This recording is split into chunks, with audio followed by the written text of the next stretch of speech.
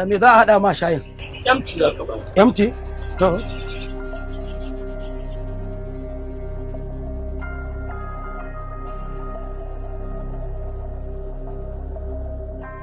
Kai jama'a. Me ake da ƙasar nan? Wace ƙasa? Nigeria mana. Najeriya? Eh. To ko a karkata ta ka sauka? To in je ina? Ka je inda ka fi so. Kai ma dai Usaini ka san me yake faruwa ƙasar nan? Kawai dai neman magana kake yi. Me yake faruwa? Ah, gashi nan kuwa rashin cika alƙawari da ake a ƙasar nan tamu. Ga ƙarya, ga cin amana, ga babu tsaro, sannan ga wofantar da arewa ba abin da aka yi mata. Allah sarki dan adam, ga mantuwa ga rashin uzuri.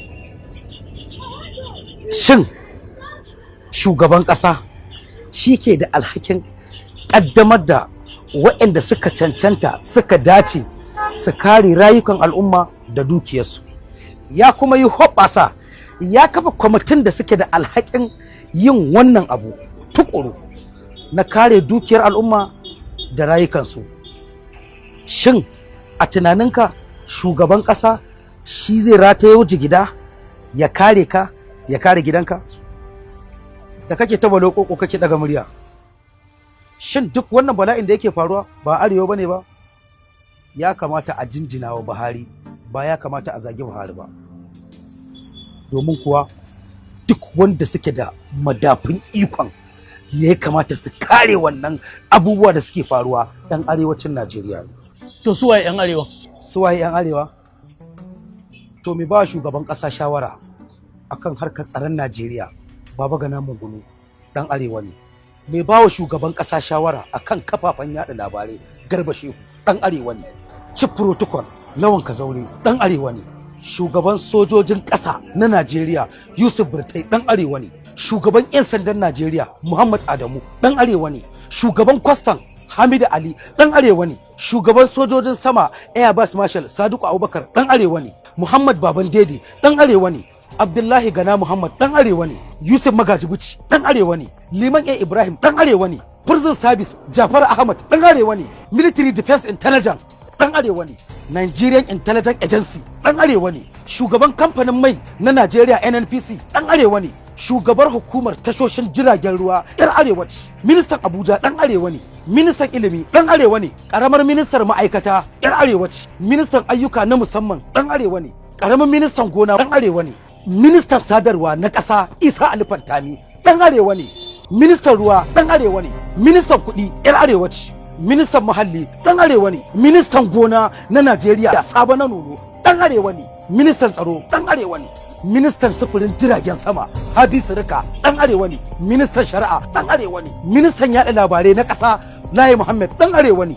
Ministan 'yan sanda na ƙasa mai gardin gyaɗi ɗan arewa ne. Ministan lantarki ɗan arewa ne. Ministan jin kai da walwala ɗan arewa ce. Shugaban Petroleum Pounds ɗan arewa ce. Babban sakataren Tetfon ɗan arewa ne. Darakta General na Simedan ɗan arewa ne.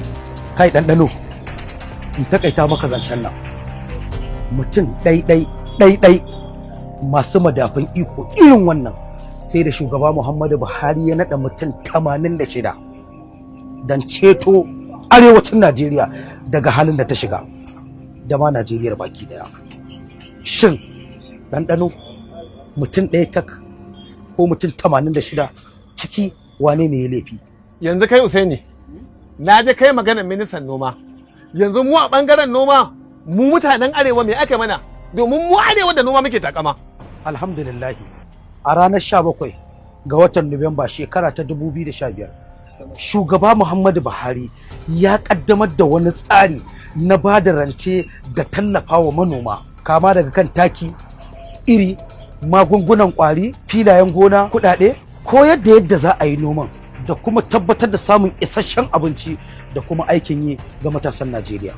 A kan noman sai da gwamnatin shugaba Muhammadu Buhari ta saki kuɗi har naira 1 biliyan 2 don tallafawa manoma masu ƙaramin ƙarfi su miliyan 1.5 domin su samar da kala-kalan abinci har guda 16, kama daga irin shinkafa, alkama, masara, auduga, rogo, waken suya, wake, gyada, kifi da kaji a fili mai girman eka miliyan 1.4.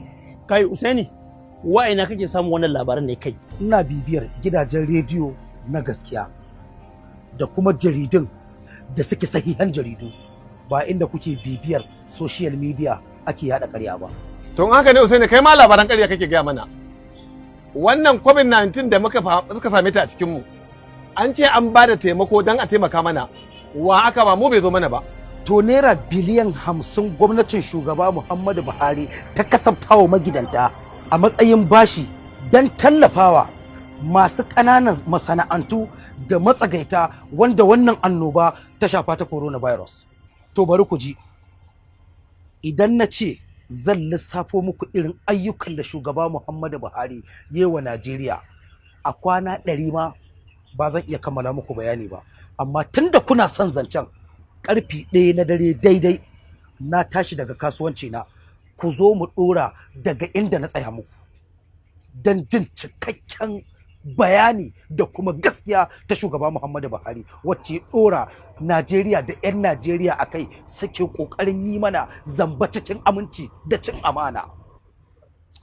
Zancen banza kawai mutane ba ku bibiyar labari na gaskiya, ga abu zahiri a ƙasa da shugaba Muhammadu Buhari ya yi wa al'ummar Najeriya da ma Najeriyar baki ɗaya.